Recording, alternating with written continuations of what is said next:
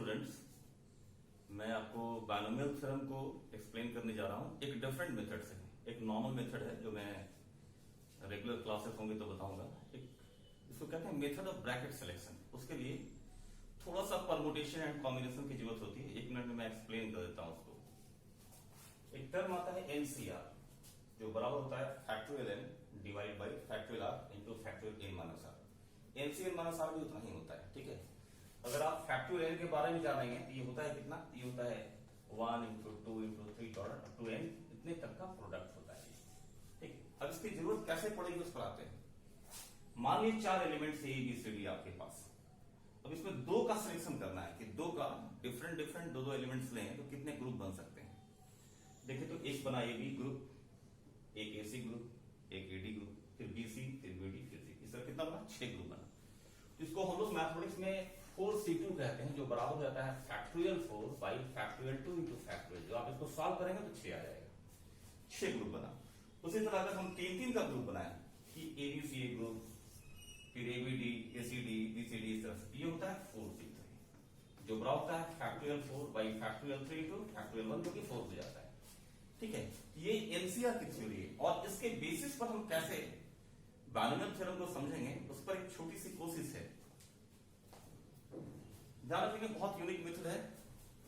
आप इसे क्लास 8-9 में पढ़े होंगे, a plus x whole cube कितना होता है, ठीक है।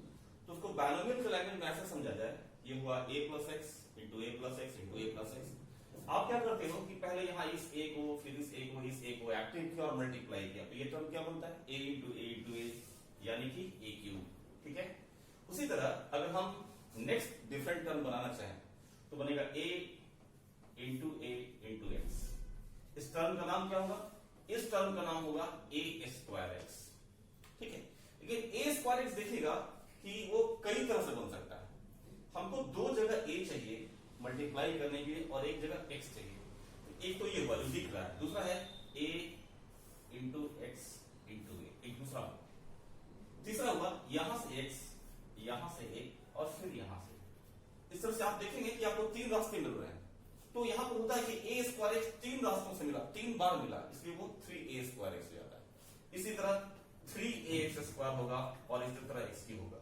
तो इस टर्म को समझने का तरीका ये होता है बायनोमियल थ्योरम में कि ब्रैकेट्स के टर्म्स जो मल्टीप्लाई करते हैं, तो एट ए टाइम जब आप कोई एक टर्म बना रहे हो, चाहे ये बनाए, चाहे ये बनाए, चाहे ये बनाए, एट ए टाइम जब कोई टर्म बना रहे होते हैं तो उस टर्म को बनाने के लिए प्रत्येक ब्रैकेट से एग्जैक्टली एक टर्म हम लोग एक्टिव करते हैं, उसको मल्टीप्लाई कर देते हैं। जैसे सारा हर ब्रैकेट से a एक्टिव हुआ तो a इंटू ए क्यू बन गया।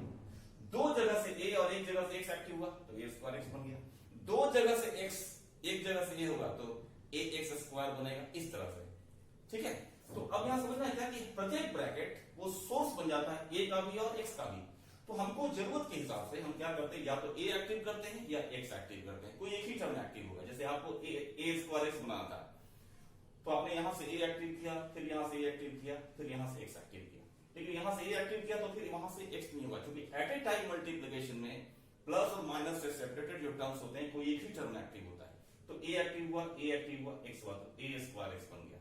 उस तरह a x a, फिर हो गया a स्क्वायर एक्स। तीसरा हुआ x इंटू ए इंटू ए, तो 3 रास्ते मिले। अब इस मेथड को हम समझे बायनोमियल की तरह से कि प्रत्येक ब्रैकेट जो है वो सोर्स है a का भी और x का भी। तो अगर हमें a स्क्वायर एक्स चाहिए तो a स्क्वायर एक्स चाहने का मतलब हुआ कि हमें 2 ब्रैकेट हैं जो a दे दें, 2 ब्रैकेट a दे दें।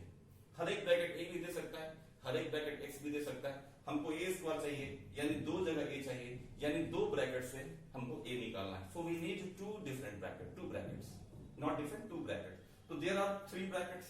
हमको 2 का सिलेक्शन करना है, 3 में से 2 सिलेक्ट कर लिया।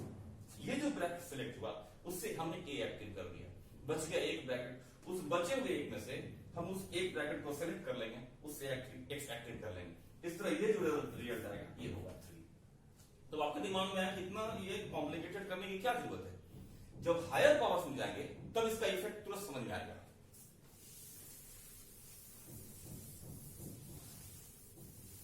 जैसे मान लीजिए अगर आपको a प्लस एक्स का पावर 6 है और आपको निकालना है a to the power 4 into x square, तो एक तो बाइनोमियल थ्योरम है जो बाद में बताया जाएगा आपको, उसका पूरी सीरीज है, उस सीरीज के हिसाब से हम लोग कोएफिशिएंट निकाल लेते हैं, लेकिन मैं आपको एक डिफरेंट मेथड बताने जा रहा हूं। ठीक है, हमें a⁴ कैसे आएगा? तो जब हमें a 4 जगह चाहिए होगा और 2 जगह x चाहिए होगा, इसका मतलब ये हुआ कि 6 ब्रैकेट हमारे पास उपलब्ध है। ध्यान देंगे, ऐसा a + x का 6 ब्रैकेट हमारे पास उपलब्ध है। हमें कोई 4 ब्रैकेट चाहिए जो a दे सके, तो क्या करना होगा? आप 6 में से 4 ब्रैकेट का सिलेक्शन कर लो।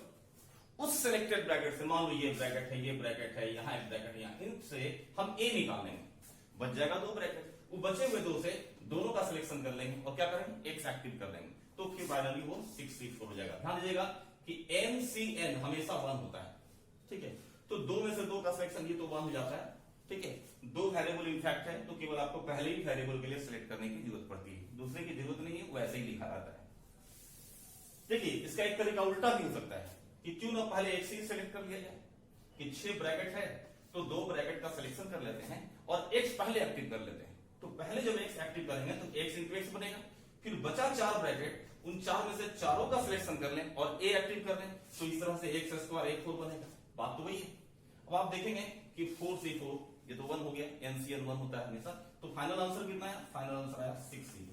और 6c2 हो या 6c4 दोनों सेम चीज है, क्योंकि NCR और NCN माइनस मैथमेटिकली दोनों क्या होता है? सेम चीज होता है। ठीक है, तो ये एक बहुत सिंपल एग्जांपल है ब्रैकेट सिलेक्शन का। चलिए और आगे बढ़ते हैं।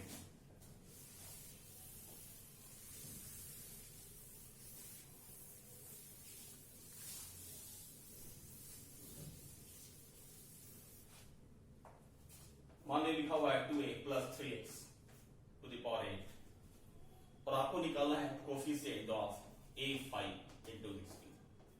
कैसे निकालेंगे?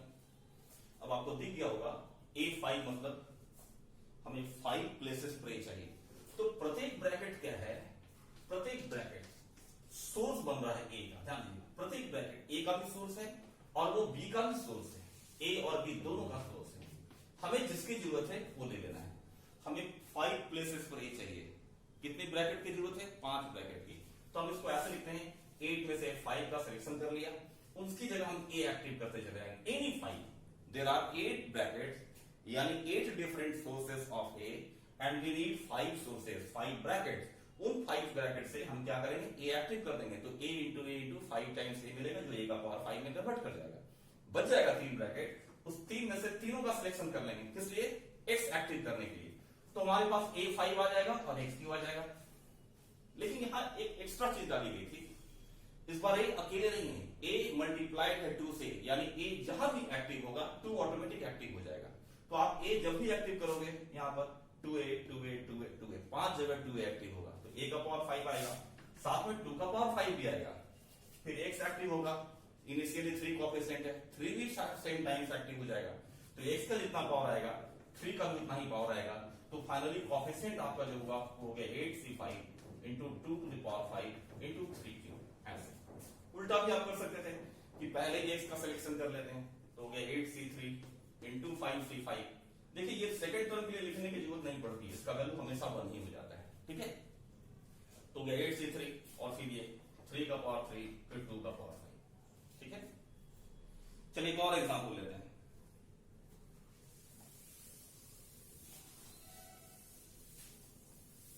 जैसे दिया गया 2a - 3b + 5c का पावर 10।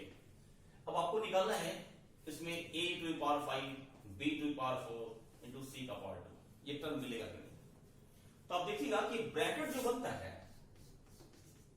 ना, तो जो वेरिएबल्स आप सेलेक्ट करते हैं इसमें, जैसे यहां a + x था, मान लीजिए a + x था, ठीक है, a + x था।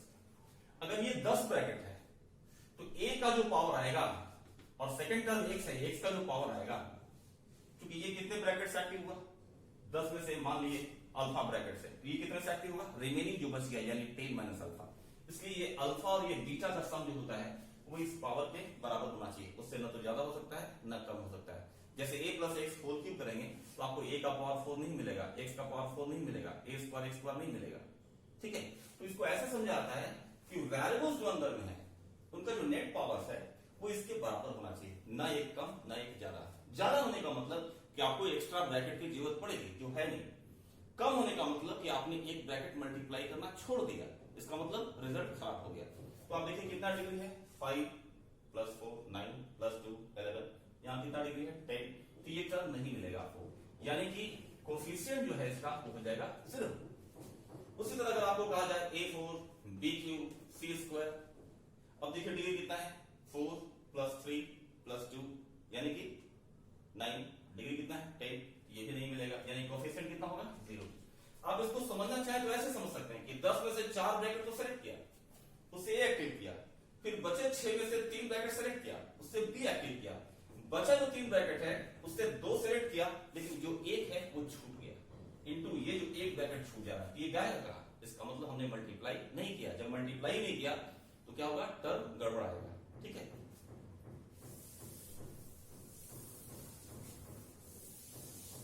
अब देखिए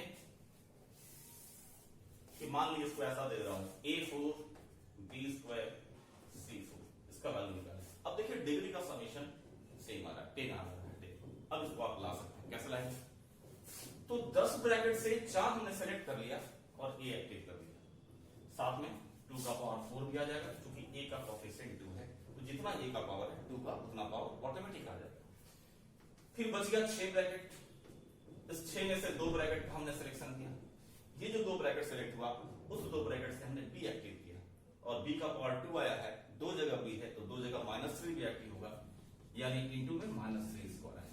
बच गया 4 ब्रैकेट, इन 4 में से चारों का सिलेक्शन करना है, तो लास्ट जो वेरिएबल बचता है उसके लिए सिलेक्शन करने की जरूरत नहीं पड़ती है, क्योंकि इसका वैल्यू 1 होता है। 4 बचा, 4 में से चारों सेलेक्ट कर लेना है।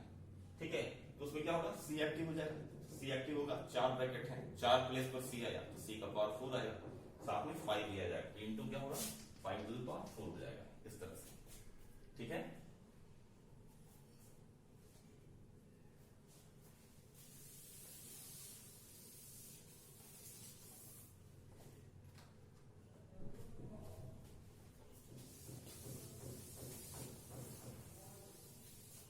अब जैसे एक सवाल देखिए, कहता है y² प्लस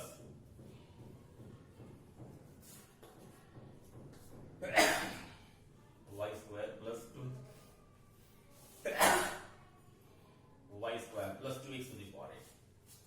आपको निकालना है coefficient of y³ into x to the power 7, क्या ये मिलेगा।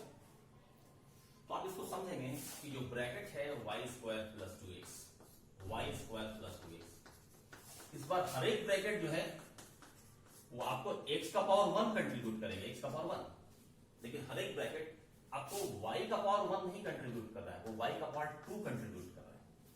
तो अगर आप एक ब्रैकेट सेलेक्ट करते हो और उससे y² एक्टिव करते हो तो 2 पावर मिलेगा, 2 ब्रैकेट सेलेक्ट करते हो तो 2 और 2 4 मिलेगा, 3 ब्रैकेट सेलेक्ट करते हो तो 6 मिलेगा। तो इसको ऐसा समझा जाना चाहिए कि ब्रैकेट के अंदर जो फॉर्म है उसको आप ओरिजिनल फॉर्म कहें, तो ओरिजिनल फॉर्म में वेरिएबल के जो पावर आते हैं उसी के इंटीग्रल मल्टीपल्स आएंगे। जैसे 2 है तो 2 मिलेगा, 4 मिलेगा, 6 मिलेगा, और नहीं मिलेगा। 3 है तो 3 के बाद 6 मिलेगा, 6 के बाद 9 मिलेगा।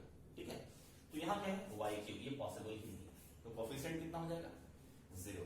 ठीक है, अगर आपसे कहा जाए फाइंड करो कोफिशिएंट ऑफ y का पावर 6 इंटू x का पावर 5, अब सोचिए तो ये टर्म मिलेगा क्या, क्या ये टर्म मिल सकता है। किसी के दिमाग में आएगा 6 5 तो 11 होगा, लेकिन मैं पहले ही कह चुका आपको कि वेरिएबल जो है वो ओरिजिनल फॉर्म क्या है वो देखा जाना चाहिए, जिसका ओरिजिनल फॉर्म है y² टू द पावर 3 और x टू द पावर 5। ठीक है, तो y² जो हर एक ब्रैकेट दे रहा है उसका पावर कितना होगा 3, यानी कि 3 ब्रैकेट से आपको y² निकालना है और 5 ब्रैकेट से x निकालना है। कितने ब्रैकेट हो गए 5 और 3 8, वो 8 है, इसका मतलब ये टर्म मिलेगा। कैसे मिलेगा, तो लिखेंगे कि from the 8 bracket select 3 brackets and activate y²। तो 8 से 3 हो गया, बच गया 5, इस 5 में से 5 का सिलेक्शन कर लें, उससे x एक्टिव कर दिए। ठीक है, हालांकि इसका वैल्यू 1 होता है, आप समझेंगे कि जितने वेरिएबल्स होते हैं टर्म में उसमें केवल फर्स्ट ही के लिए सिलेक्शन करने की जरूरत है। अगर 3 वेरिएबल्स हैं तो 2 के लिए जरूरत है, तीसरे लास्ट वाले की जरूरत नहीं रह जाती, उसका वैल्यू 1 आ जाता है। ठीक है, इनटू अब यहां देख लीजिए y का कोफिशिएंट कितना है y² का 1 है, तो कुछ नहीं लिखना है आपको, क्योंकि y² कोई कोफिशिएंट ही अलग से नहीं है। ठीक है, लेकिन x का कोफिशिएंट 2 है, तो जितनी बार x एक्टिव हुआ है उतनी बार 2 भी एक्टिव होगा। अब देखिए x का पावर 5 तो लिख देंगे 2 का पावर 5, इस तरह ये आंसर हुआ। ठीक है,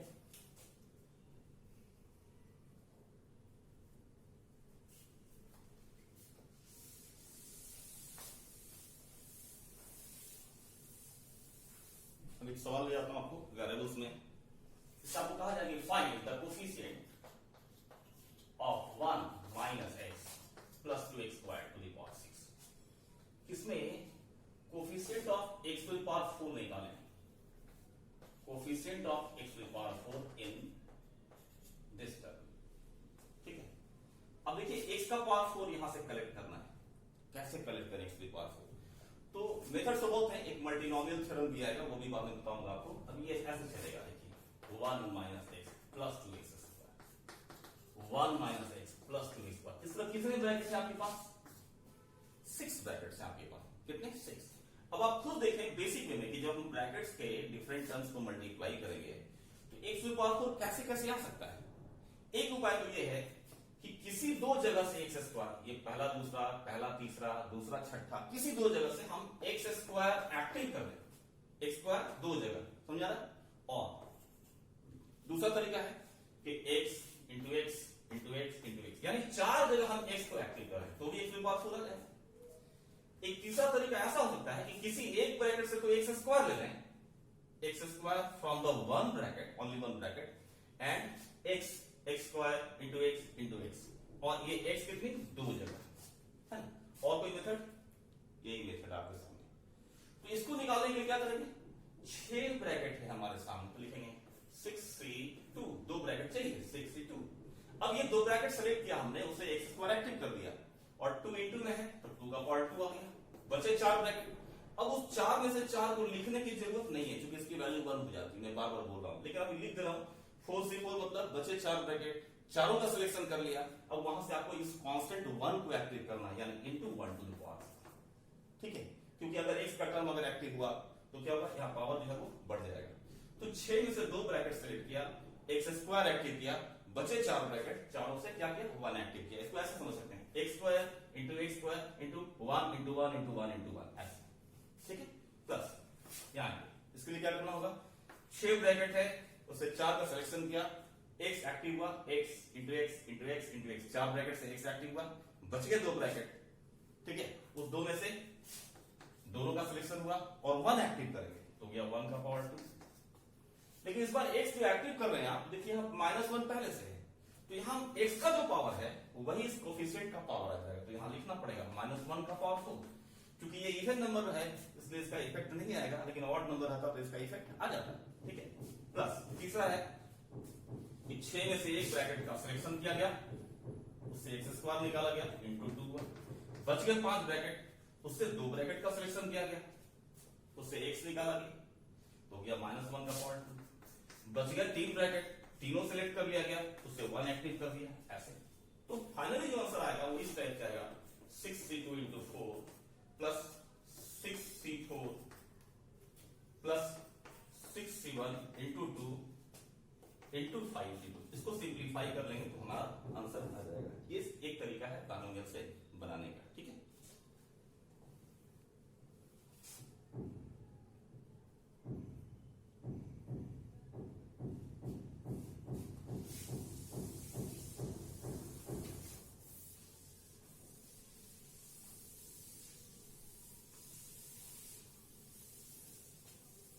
अब एक सिंपल सा सवाल देखिए आप, coefficient of x to the power 49 in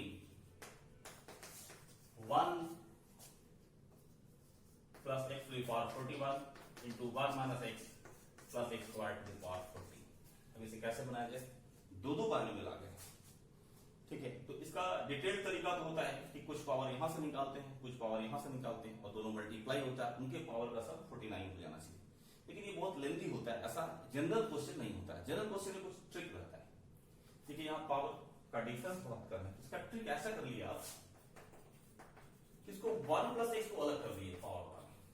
ठीक है, तो ये 1 plus x to the power 40 और ये 1 plus x plus x square to the power 40, इन दोनों को एक जगह कर लीजिए, तो ये इस तरह हो जाएगा 1 plus x into 1 plus x into 1 minus x plus x square whole to the power 40।